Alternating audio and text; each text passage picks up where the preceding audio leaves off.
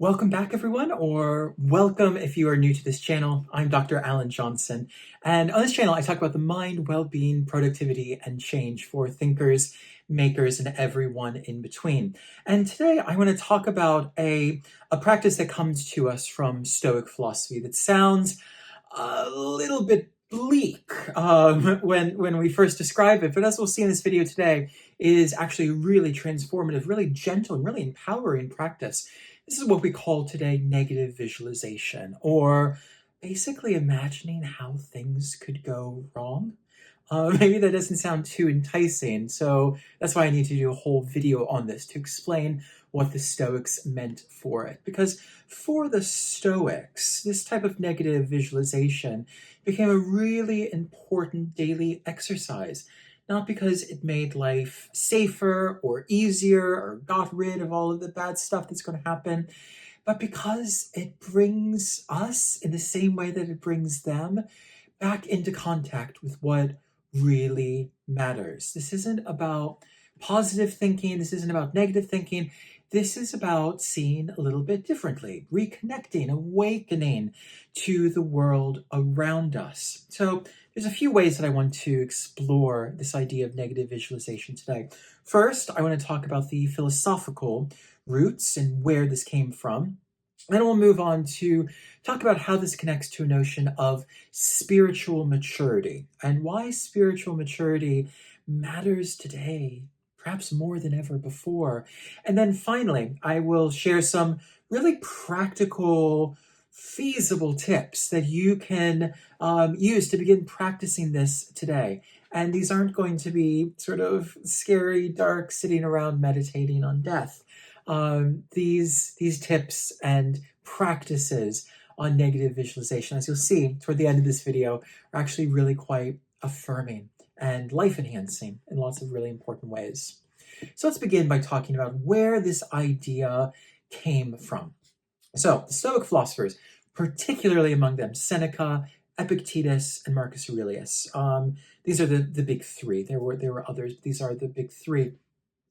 They believed that we suffer not because of the world. And this already goes against everything we naturally think. We think that we are suffering because that person cut us off in traffic, or because there was a long line in our coffee shop this morning, or because we have a deadline to meet by the end of the week.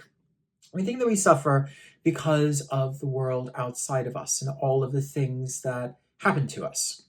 I mean, what the Stoics pointed out is that that's not really the reason we suffer. Those things happen to us, but the reason that we experience suffering is because of an attachment to how we believe the world should be.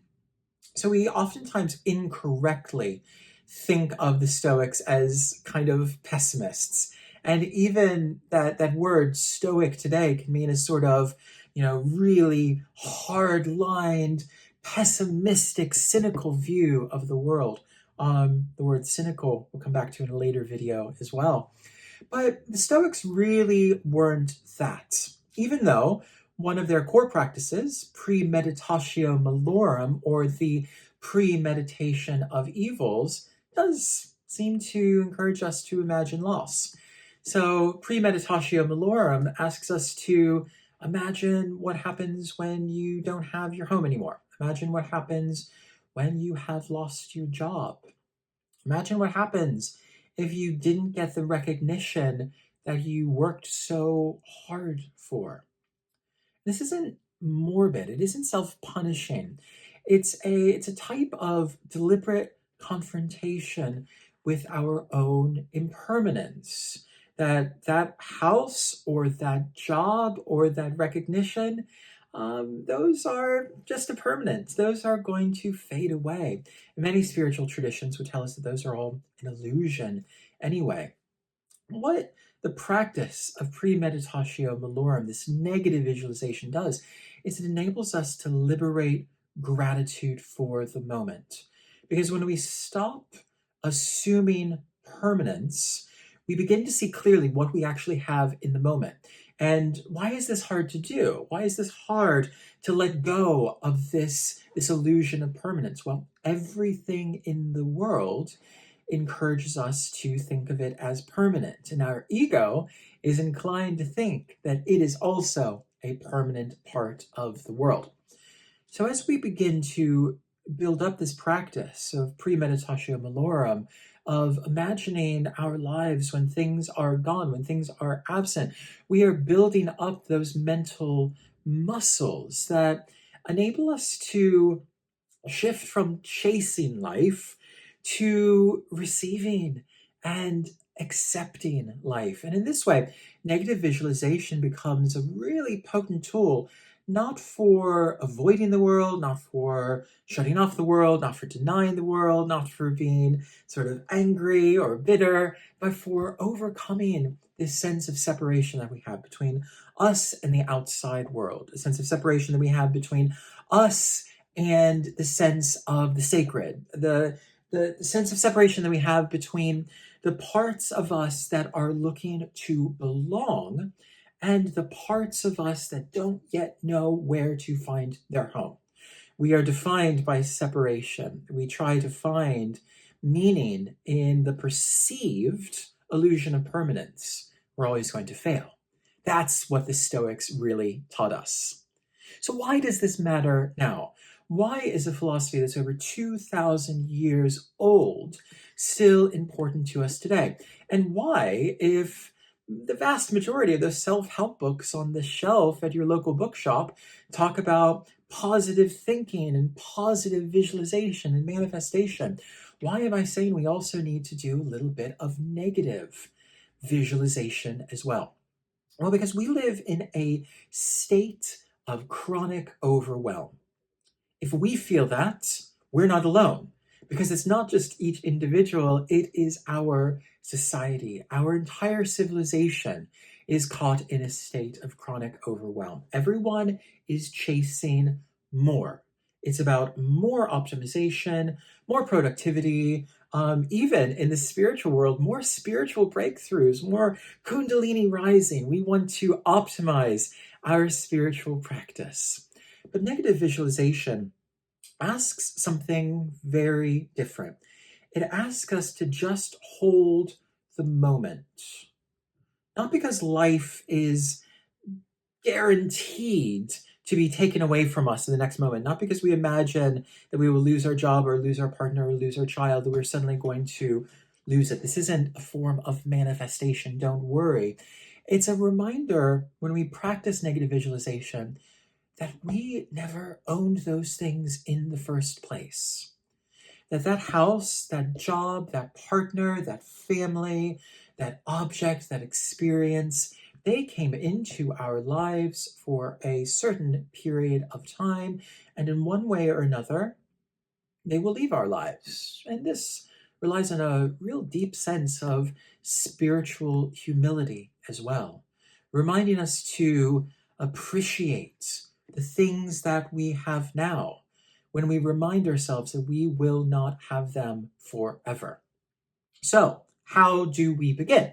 How do we begin? This is not about forced sadness. This is not about sitting around and thinking negative thoughts. I want to give you 3 safe, practical ways that you can practice negative visualization.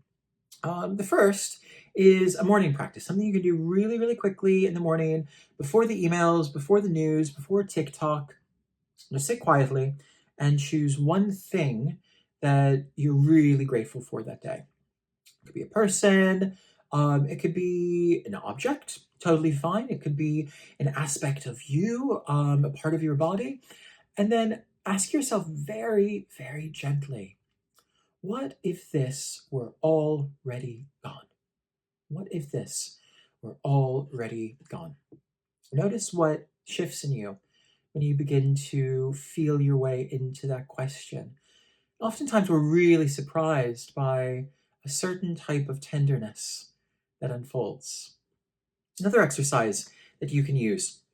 So, the first one was something in the morning. This is one that you take into your day with you when you are facing an annoyance, that delayed train, that difficult coworker, that dull meeting.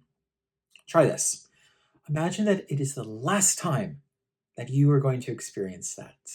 that last time that you will be in that meeting room with those colleagues, the last time that you'll be having a conversation in the work kitchen with that particular colleague, the last time that you will be on your commute to work. Imagine it is the last time. Suddenly, everything begins to seem a little bit different, doesn't it? And suddenly, those things that seem to annoy us seem to now be filled with a deeper sense of perhaps not gratitude, perhaps not acceptance, but at least a present awareness of them. And if you begin to feel that, that's really doing the trick. So we've had a technique for the morning, for some time during your day, and then we have one to close your day as well. So at night, as you're getting ready for bed, and maybe you're watching this video now as you're getting ready for bed, take 5 minutes to visualize one thing that you would miss.